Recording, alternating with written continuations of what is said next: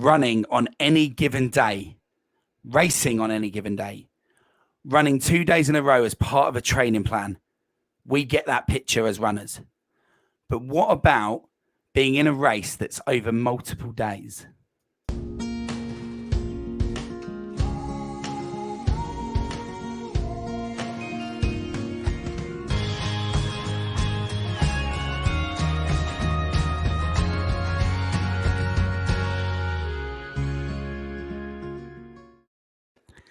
Hello and welcome to the Ultra Running Podcast with me, Coach Marsh. Hope everyone is well. So we're going to introduce today's guest. We're going to bring her in right now. So welcome to the studio, Helen. How are you? I'm good, thank you. How are you? Thank you for having me. Yeah, no, I'm very good. Other than still being on the sidelines, a little bit injured, but we won't talk about that. We'll talk more about what you're doing. So that little intro bit there, Helen. Before we introduce you and before we do any of that, so before that, let's ask you, are you someone that saw themselves running a race that lasted multiple days? No, never. I didn't start running until 6 years ago on a regular basis, and to see what I can do now and what I've achieved recently in a multi-day ultra is just beyond what I ever thought I was capable of. Excellent, excellent. So we're going to unpack that in a little bit and we're going to work all that out. So first of all, just kind of introduce yourself to the listeners. Who are you? What do you kind of do day to day? And sort of what's your background in running? So I'm Helen. I'm a 40-something-year-old mum of two. I'm a part-time GP and I love running. And when I'm not at work, I am often out on the trails, sometimes pounding the pavements, but mostly on the trails, enjoying, getting out and about running. And as with some of our former guests that I've had so far, Helen, you're also one of our running club members at High Runners, who has sort of gone into the ultra world. In fact, I believe that's how we met and you were introduced to our club, right? Yeah, it was in Grim Reaper 2019. And you guys had a big collection of tents and I had my tent with my husband opposite you guys, and I had never heard of your club, and it was a pleasure to meet a couple of the runners out on the course, and about 6 months later I joined and I've been with you ever since, which is a couple of years now. Yeah, so a bit of background on that. We were just we were living sort of probably about 15 miles apart in terms of where we live geographically, but we were actually a good 60 plus miles away from that location. It wasn't a local race for us, it was in Lincolnshire, right? Yeah, that's right.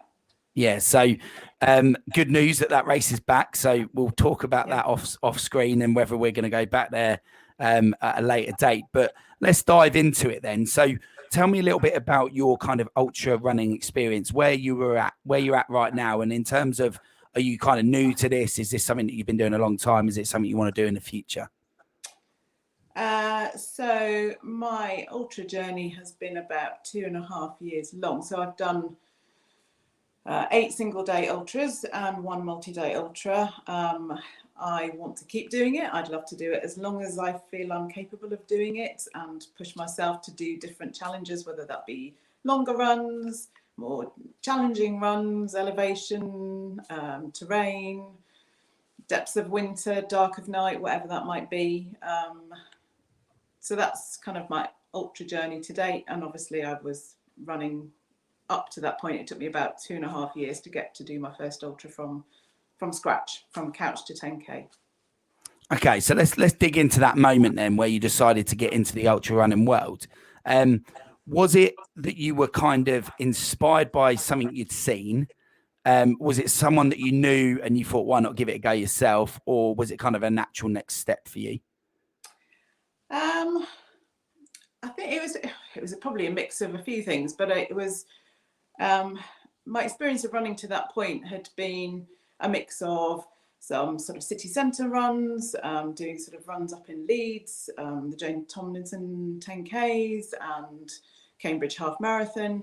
But I'd also really enjoyed doing some more local races, the Hoo-Ha series out in Wimpole and other sort of National Trust places. And I'd really enjoyed the trail much more so than the road running.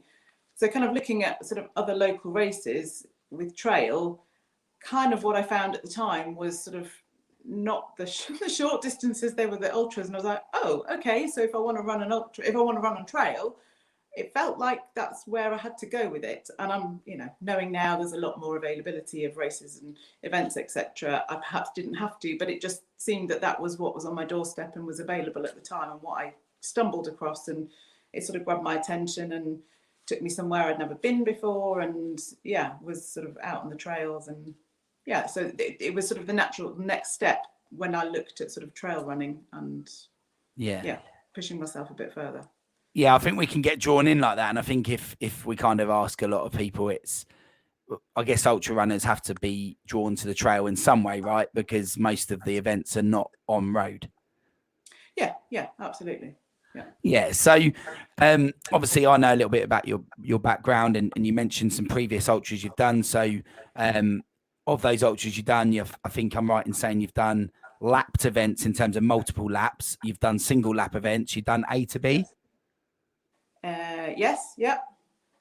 And now you've also done the multi-day event as well. So just tell me a little bit about the multi-day event that you took part in, what it was, what it involved. Let us know a little bit about that first. So the multi-day was the Druids Challenge, which is an X-Energy race. Starts at Ivanhoe Beacon near Tring, and then basically runs point to point each day, 3 days, to Swindon, basically along the Ridgeway. And each day it's about 29.5 was the first day miles. Second day was 27.5, and third day was again another sort of 29.5 miles. So how was the scenery for that? Do you know, it was absolutely fantastic. I've never run in that part of the country at all. Of course, I've heard of the Ridgeway, I've heard of Race to the Stones along the Ridgeway, so I knew of it, but I have never ever been to that part of the world running, and it was fantastic. Some of the views, we were lucky with the weather, but some of the views were absolutely amazing. It was just lovely, really, really nice running, and actually not too difficult a terrain, so actually you could enjoy the view because you're not constantly looking at your feet tripping over tree roots or whatever it might be, or slipping on the mud. It was actually a really enjoyable race, a run, should I say. So that was this year, the year we're recording this episode in 2021. So what month was it in? It was last month, November. It was like 3 weeks ago. So you could have come unstuck with weather. That could have been an issue, but it wasn't. Yeah, I think talking to other participants who were doing their second, third, fourth time at the event, I think we were incredibly lucky. I think it was sort of 12 degrees, which is perfect weather, sort of temperature-wise. It rained the first day for maybe a couple of hours. It wasn't particularly windy. It couldn't have gone any better. As far as weather was concerned, it was great. And for our kind of newer listeners to the ultra running world, just give us a little bit of insight into what happens at the end of day one. Do you go off and self-accommodate, or is there something on at the race? How did that work in this race? So you could do it either way. So you could pay for the event and basically run it their way, so use their accommodation. So that option is the one I took. You could have chosen to stay in a local hotel and they would have dropped you off each night and picked you up in the morning, which was great, but I chose the option to stay with the accommodation they'd arranged, which was basically a school sports hall the first night and like a leisure centre sports hall the second night, which was interesting. Sleeping in a room with sort of probably 70 other people on either mats or camp beds. If you're a light sleeper like me, remember your earplugs, because there was a few snorers amongst them. So that made it quite interesting because you're obviously, in amongst other people, which was great, actually. I really enjoyed that bit, the camaraderie, talking to people, their own experiences, and listening to races they'd done and learning from each other and meeting people in those circumstances was really inspiring, actually. Yeah, no, interesting. So did that give you an opportunity to get like a shower and obviously you could have changed clothes the next day, but to get a shower and warm and sort yourself out? Yeah. So there were showers. They provided a meal in the evening. The second evening there was a talk. A guy did a talk on Marathon des Sables for sort of 45 minutes, which was great and interesting.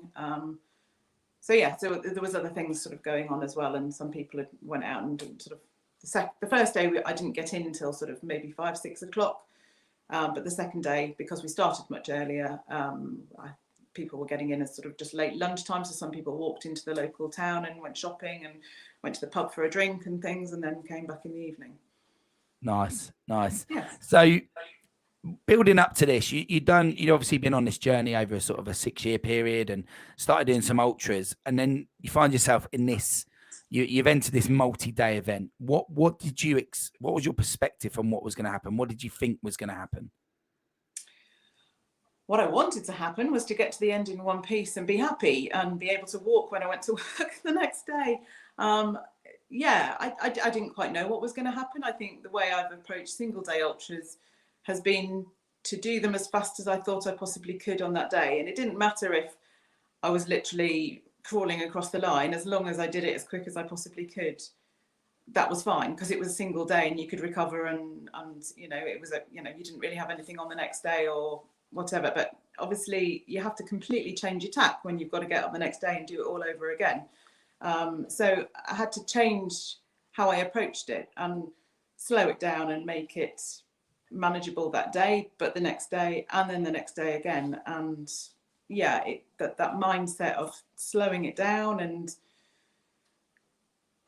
that endurance mindset, either physically, mentally, just had to change. And I enjoyed learning how to do that and experiencing that as much as anything else. I finished and I got over the line and I was really happy. Excellent, excellent. And in terms of how it actually panned out and actually happened in terms of the prep and everything else, was it how you thought it would be, or was it very different? In the actual race itself? Yeah, the race itself, yeah. Yeah, so I mean, everybody says if you're doing a multi-day ultra, take day one really slow, don't go out on the first day and basically, struggle day 2 or 3 or however many days it is. And I very much did that. I probably, in hindsight, went too slow, but actually that was far better than going that little bit too fast and struggling on day 2 or 3. So I really went really slow. The first day is equally the hardest out of the 3 days. It has the most elevation. It was the muddiest. It was quite slippy because it had rained beforehand. So some of the underfoot stuff was quite difficult. So it was the most difficult of the day. So I think having taken it perhaps slower than I certainly could have done as a single day was really the best thing I could have done. Equally, you finish in the dark. I don't run in the dark very often, in fact, hardly at all. But it was absolutely pitch black. And I struggled a little bit with that. But yeah, the race, I've lost my train of thought now. It panned out well. But yeah, I started off slow, and although I went to bed and felt, that was actually harder than I thought because of the terrain, actually I got up the next day and the mindset of, I can do this again. The sort of the positivity, it's only 27.5 miles. Just let's get going. Let's see how we feel. And because I think the weather, the views, the company, whatever it was, it just kept me going. And I think I did day 2 faster and day 3 even faster again. And I really enjoyed that ability to get up and keep going. And I think that in itself kept me going. You're sort of in that positive cycle, aren't you? You're sort of feeling good about yourself and I can do this. And that in itself kept me going, kept me motivated, and kept me on track. So if we unpack it a little bit more, then let's unpack it into 3 things. We'll talk about the nutrition during the race, then we'll unpack it into sort of the training for the race leading up to it, and then the last bit we'll unpack is the literally packing for the event. So we're going to talk about those 3 things now. So in terms of there in the race as it happened, how did you deal with the nutrition? Not necessarily when you were out, but at the end of each day and the start of each day. Yeah, so the end of each day, I mean, I'm not somebody who eats a lot when I run. I tend to sort of get a bit nauseous and I don't like eating, but I kind of had made myself start eating in training, running, even if I'm going out for a half marathon. Make sure you eat at an hour and you've eaten 200 calories in that hour or something along those lines. So your stomach is getting used to eating, and I'd been much better on Druids at doing that. So at the end of the day, I kind of got to the end of the race, or that particular day, and was never that hungry. But of course, they provided food. It was all very carb, pasta, chili, rice, puddings, etc. So you obviously have to eat what's provided, which was great food. It was very nutritious, but I didn't actually eat that much because I think I'd eaten so well in the day comparative to what I'd normally do. Actually, I wasn't that hungry, but I made myself eat. I made myself drink loads. Because again, I'm not great at hydration, and it forces me to think about those things, because again, if you're calorie deficient on a single day, or you're a bit dehydrated on a single day, that's fine, you can kind of catch up. But on a multi-day, you think you have to pay that much more attention to it, and get it, not necessarily get it right, but you have to do it better. I had to do it better than I've done it before. So I was very consciously thinking of those things, and I felt okay in the morning. It was all cereal and toast and peanut butter and jam, and that's what was provided, and so that's what I ate, and off I went. Yeah, no, it sounds really interesting, because I think what we can take from that, I mean, I've not done a multi-day, as you know, so I would definitely hear what you're saying there, and I would have to make sure that there were provisions around my sort of dietary requirements, as well as what you've just said. So now that I know that, and now the listeners have heard you say that, I think nutrition's always going to play a part in ultra running. I think you've already discovered that. I've discovered that. But in that multi-day scene, there might be even more factors to consider than you perhaps would have done, or compared to, like you're saying, that you would have normally done, right? Yeah.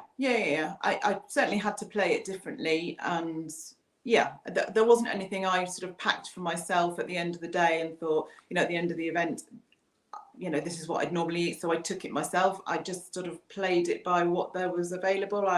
My diet isn't restricted. I can probably eat most things. That's not necessarily a good thing either. But yeah, I will tuck into most things, to be honest, if I'm hungry enough, and my stomach seems to cope with most things. But yeah, other people might be a bit more wary about being provided with food at the end of a race that might not suit them, perhaps. Yeah. So let's talk about training then. So from the training perspective of things, let's say compared to your other ultras and compared to your other running events that you've done in the past, was there anything that massively stood out that you did differently? And how did you prepare for the multi-day challenge?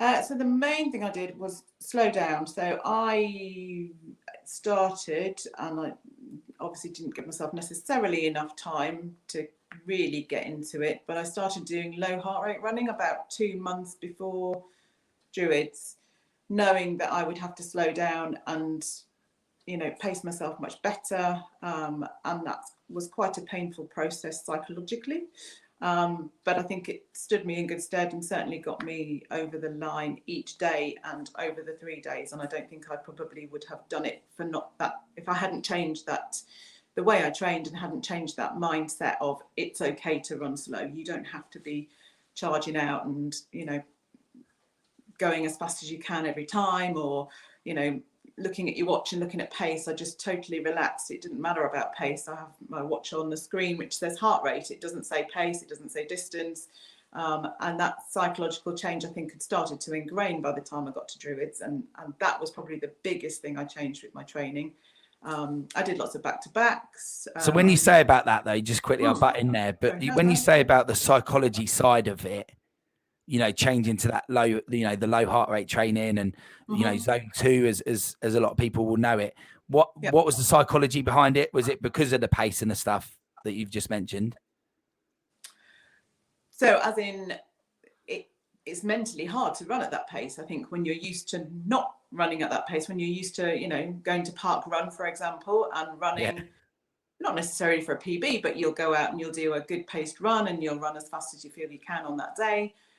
But suddenly going to park run, which is what I did at the very beginning of my low heart rate running, and basically came in about third from last, with lots of people clapping around me, which was great.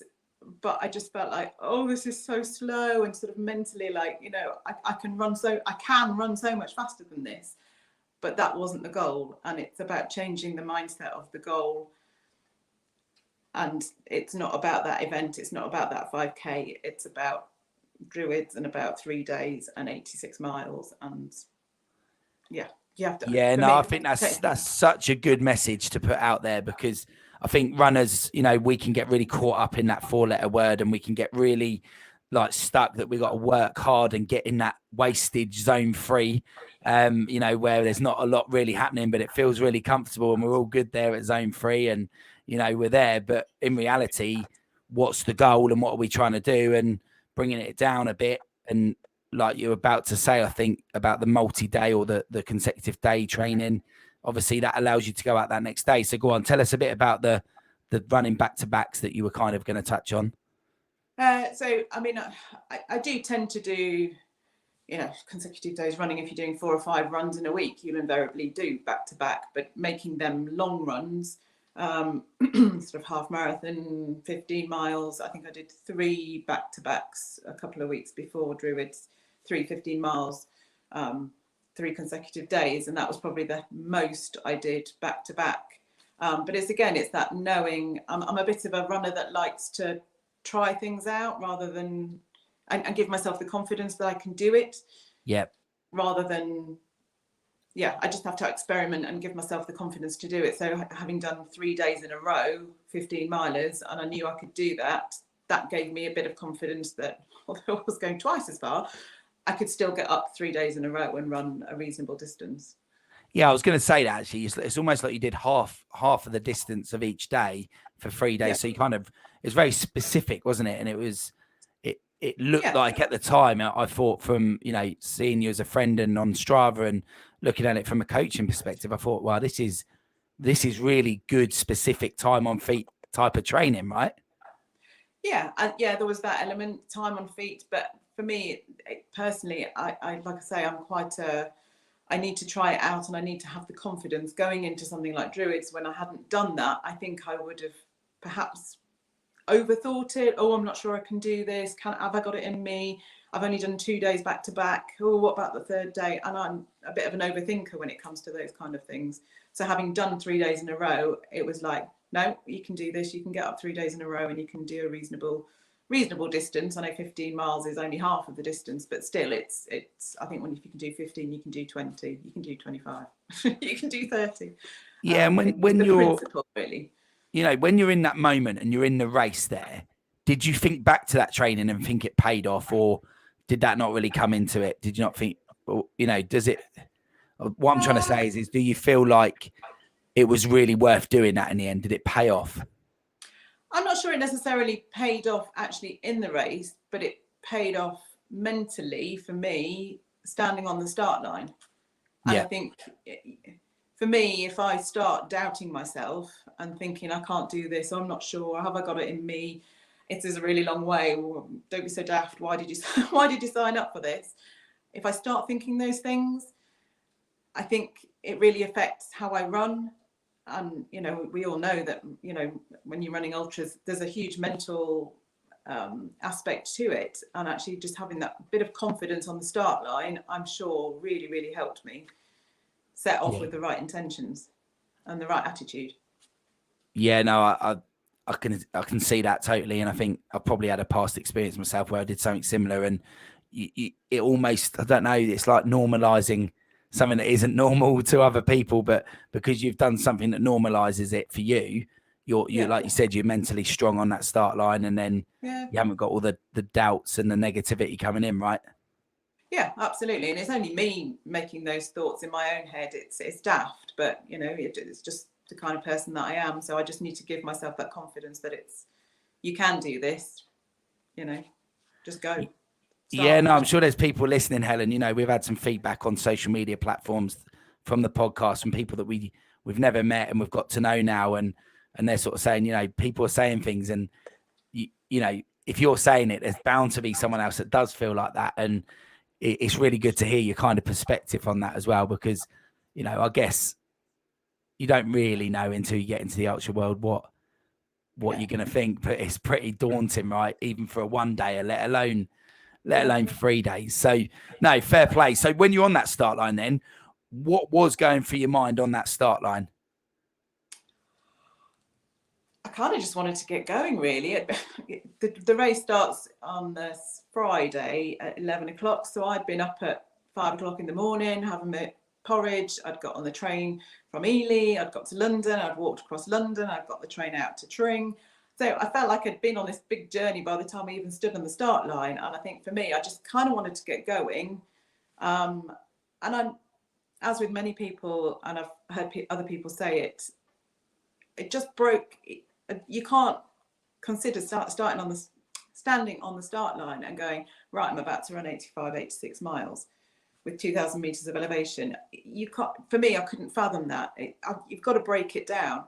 I've got to just do today. And actually today there's was there 2 or 3 aid stations, but it was each aid station at a time, end of day one. And at the end of day one was when I started to think about day 2. And I don't think at any point until I was on the last day and I got to mile 85 was like, I'm running 86 miles. I just broke it down into each section and each bit because the whole thing was just too big. Yeah. And I couldn't possibly, although you believe, otherwise you wouldn't stand on the start line. You can believe you're going to do it, but you don't look at it as a whole. No, good. I love that. That's a great strategy. One that I'm definitely going to adopt if and when I stand in that position. So yeah, no, absolutely. Break it down. I think others have said that in the past as well. Yeah. You know, on the longer day races, they've done the whole like one aid station at a time or whatever. Yeah, absolutely. Yeah, cool.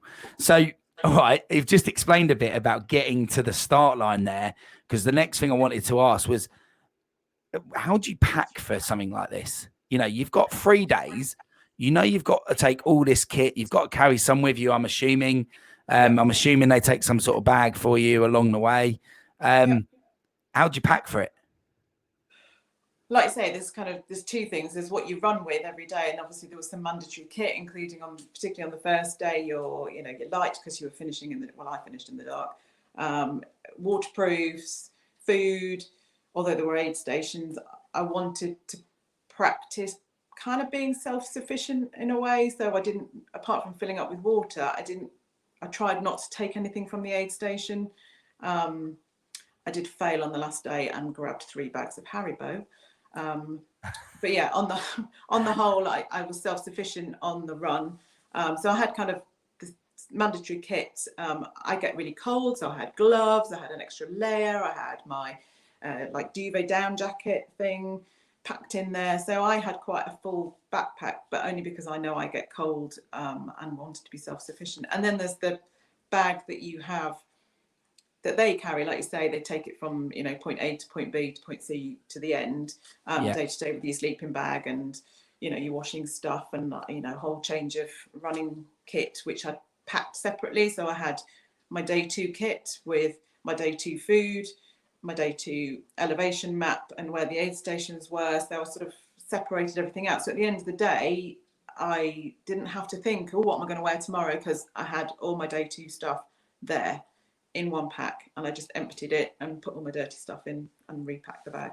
And day 3, just that was all there ready, food, everything, which was really good because it means you don't have to think about it. When you go, you're tired, you've had enough, you want to go to bed, you don't have to think about it. It's all pre-prepared, which was great. It was great to do it that way.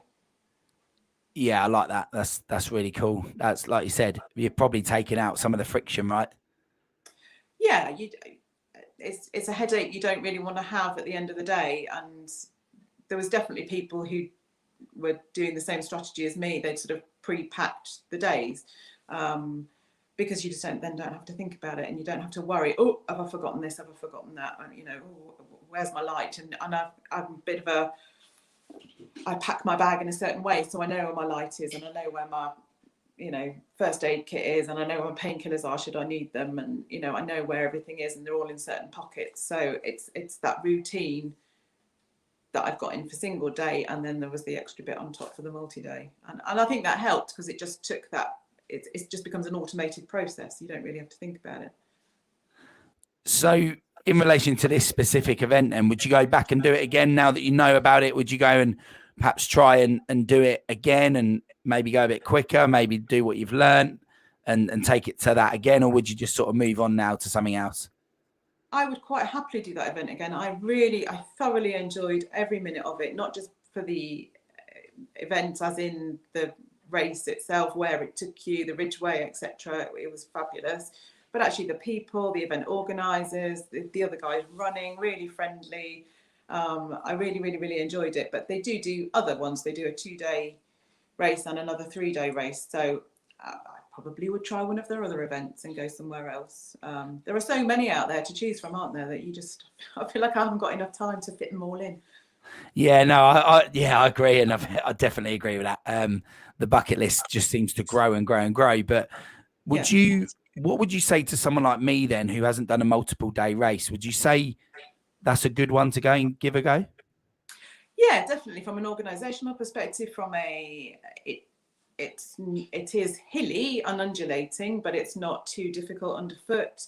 It's clearly waymarked. It's all the way along the ridgeway. Yeah, absolutely. I think it's a great first multi-day, and it's 3 days. There's obviously ones that are more like 4 or 5 days, 6, 7, 8 days, whatever that might be. So actually 2 or 3 days is a great starter, I think.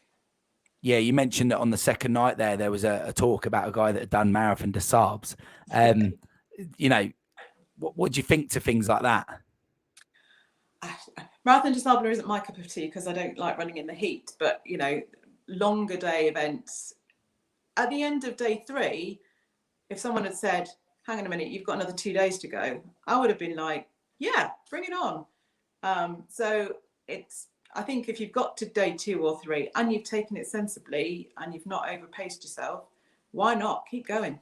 And hats off to those people that have done it. Absolutely, I think it's amazing. Yeah. So and maybe one day. So let me ask you that then. Are you surprised? Did you surprise yourself what you managed to achieve? I think I really did surprise myself. Really surprised myself. Yeah, I still sometimes can't quite believe I did it.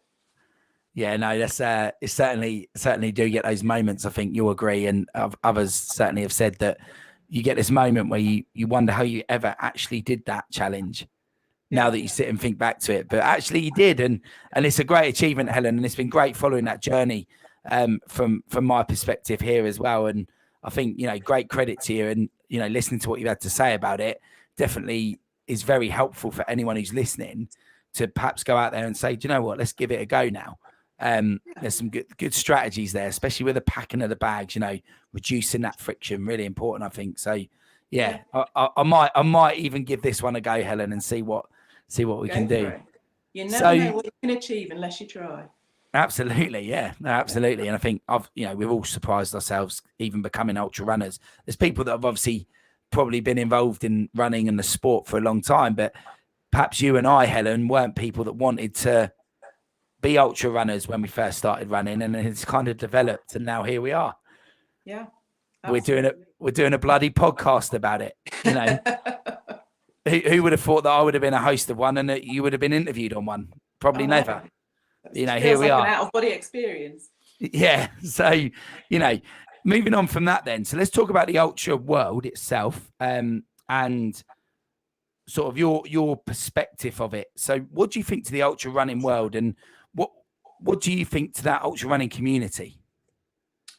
I think it's amazing. I think there are ultra running, the people I've met in the world of ultra running are just so friendly. They are down to earth. They are welcoming. They will share their stories. They're interested in yours. You've got things to learn from each other, experiences. I love it. Absolutely love it. You'll support each other on the trail. If someone's struggling, just spend 5-10 minutes just having a chat, distracting them from whatever's bothering them, support them, help them out. I just think it's absolutely fabulous. I think it's great. Absolutely brilliant. And to your kind of prior knowledge, do you think it differs to the road running world? I haven't done a lot of road running, but I find, for me personally, I find road running, there's a drive about the pace. Yeah. And getting a PB, and how fast can I do my half marathon, and it's not always actually an achievement of half marathon is absolutely fabulous, but just to me that ultras is different. And yes, there are people that run it in crazy fast times and really fast paces, but I don't think you can compare one ultra to another because they vary in so many different ways.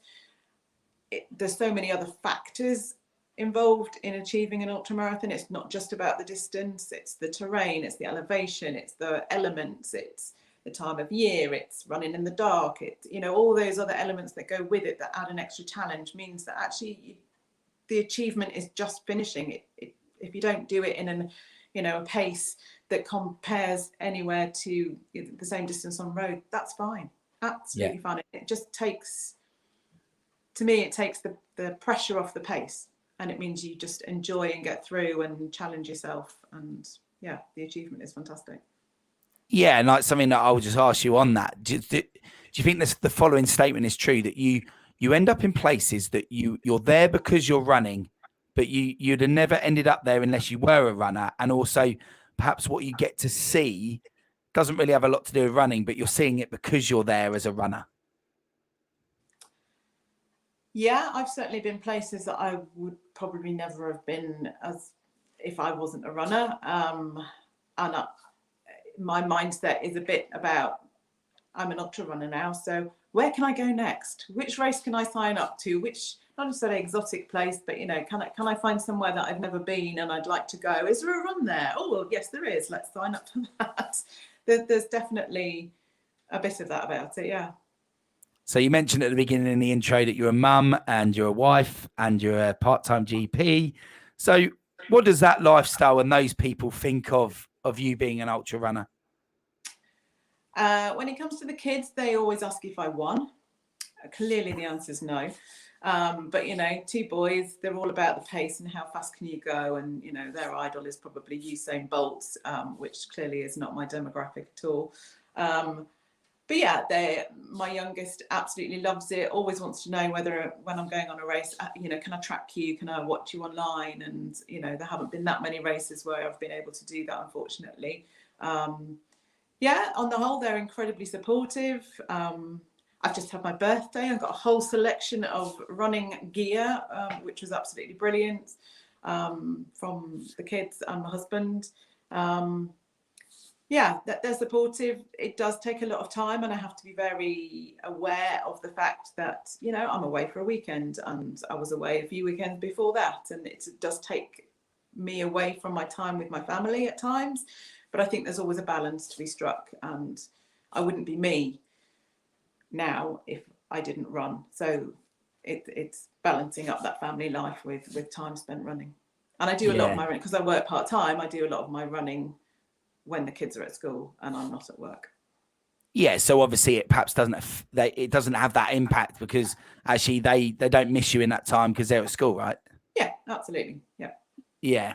And actually the funny thing you say there about, you know, your birthday and you got a shed load of stuff, you know, to do with running and whatever. Actually, do you know what? And my mum won't thank me for this, guys out there listening, but she does listen.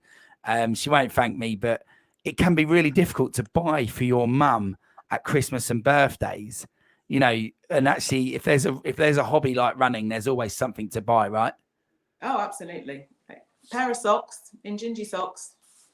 I'm not sponsored by them, but yeah, you know, something like that will just make my day. Brilliant. If in doubt, buy a pair of socks for your mum for Christmas. Yeah. Brilliant. Love that.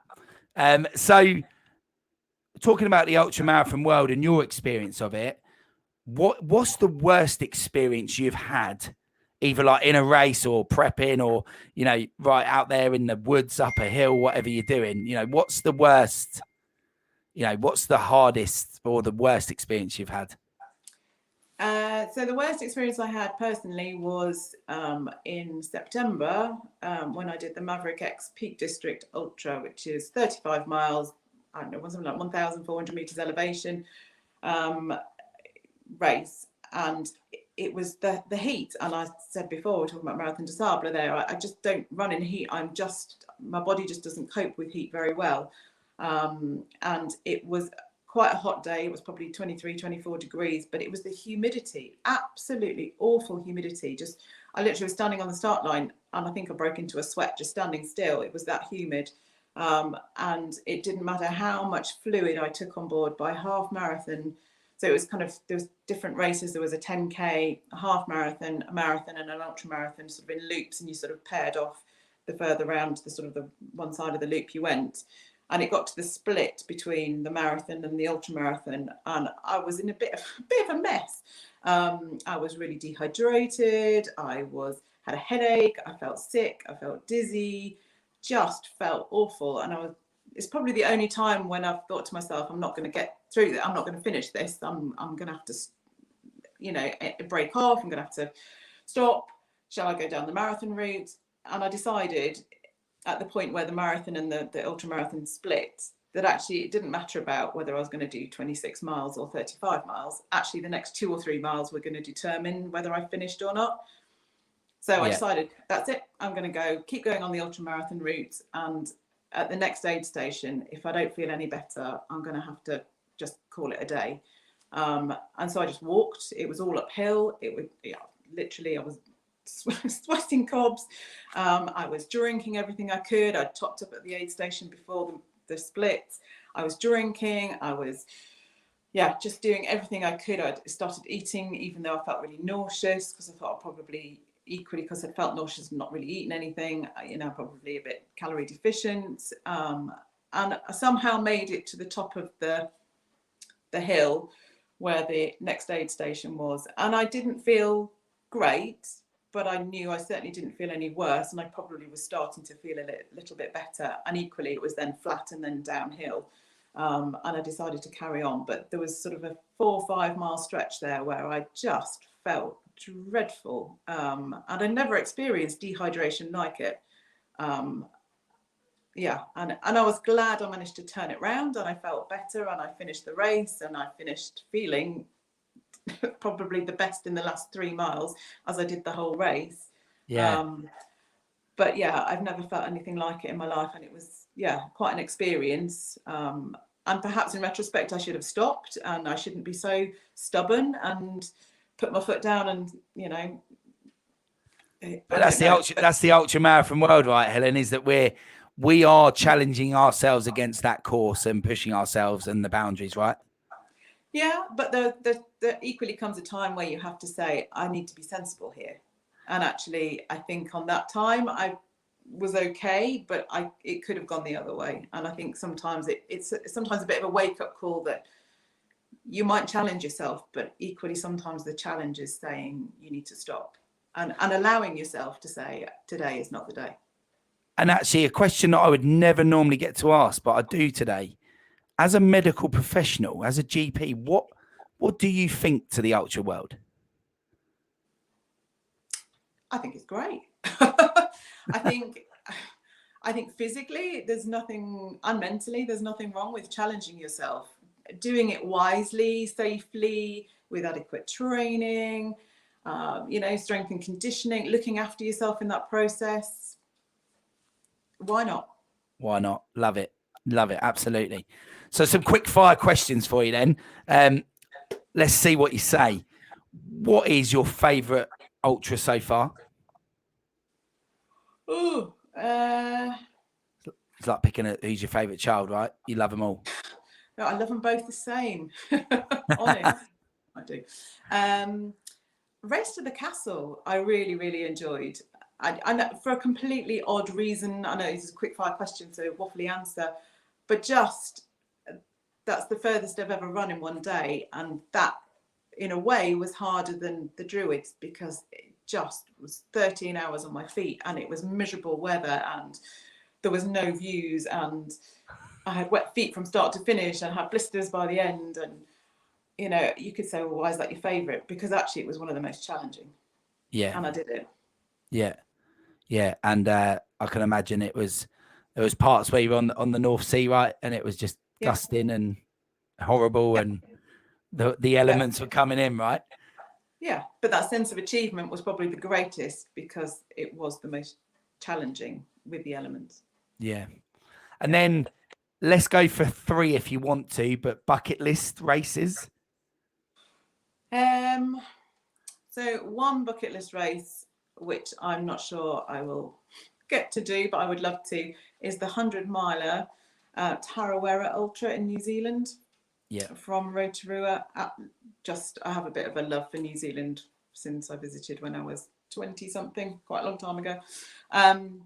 Yeah, and I lived in Rotorua for a few months, and I would absolutely love to go back and do that race. So that's 1. 2, Cape Wrath, I will say. Crazy 8-day race through Scotland from Fort William to Cape Wrath. Yeah, it just looks fabulous. And 3rd, I don't know. I'm not sure I could think of a 3rd off the top of my head. It would probably be another multi-day. Right. Yeah, I mean, it wasn't quite a bucket list, but it was probably bordering on bucket list, was the rat race Isle of Arran. I've sort of had my eye on that for a few years, and I'm actually fortunately doing it in April 2022, hopefully. Excellent. With a friend. So yeah, I'm looking forward to that. So that's multiple day, right? So that's 100 kilometers over 2 days.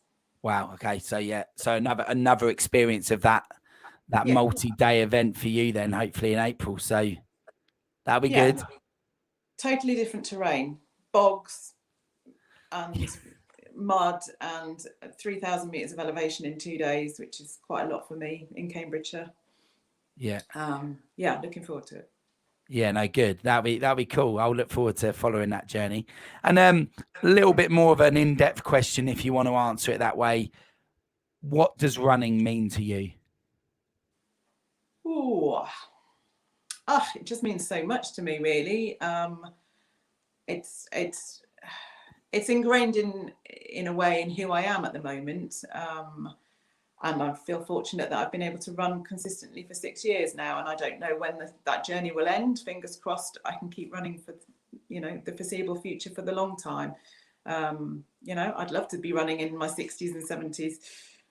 Who knows? But yeah, it's ingrained in who I am, and it physically, it keeps me fit. It helps me keep the weight off because I love food, as we said before. Mentally, it gives me the greatest space to think. When I run, I can either think about everything, and I almost put the world to rights in my own mind, and I can figure out solutions, and it sort of puts priorities on problems, and sort of just puts a sense of order on things, and I can think about things. That it gives me the space to think about things. But equally, when I run, sometimes I don't think about anything. Yeah. And it just gives me the freedom to think about nothing and enjoy the world around me. That sort of sense of mindfulness, if you're into that kind of thing. I am, and I really enjoy it. That sort of sense of just feeling, enjoying the moment, and actually not thinking about worries and hassles and work and kids and one of those, anything else besides. Actually, just that sense of space. Headspace. Yeah, I think it'll be interesting, Helen, to see if anyone listening to this episode wants to give us some feedback on that and get other people's perspectives, because I will sit here and say I totally understand and agree with what you just said, because actually sometimes there's nothing and it's just that nothing and being in the moment. But actually that other bit you mentioned about, I think you said prioritizing things in the right order for what they need to, in terms of what needs to be dealt with.